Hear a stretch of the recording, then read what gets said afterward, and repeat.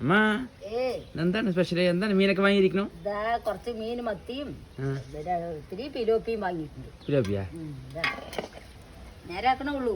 ഓ ഓ കുറച്ചേ വാങ്ങിയിട്ടുള്ളൂ. അമ്മ പുളിങ്കൂട്ടാൻ വെക്കാൻ എല്ലാം മുറിച്ചു കഷ്ണങ്ങളൊക്കെ. അപ്പൊ എന്നാ വർക്കാ പറഞ്ഞിട്ട് കുറച്ച് വാങ്ങിയതാണ് തന്നെ. ഓ ശരി ശരി. അപ്പൊ നോക്കുക അല്ലേ? നോക്കുക. അമ്മ എന്താണ് കറിന്റെ പരിപാടിക്കായാ? നമുക്ക് ഇനി ചോറിനാ. അപ്പൊ എന്തൊക്കെയാണ് സ്പെഷ്യല്?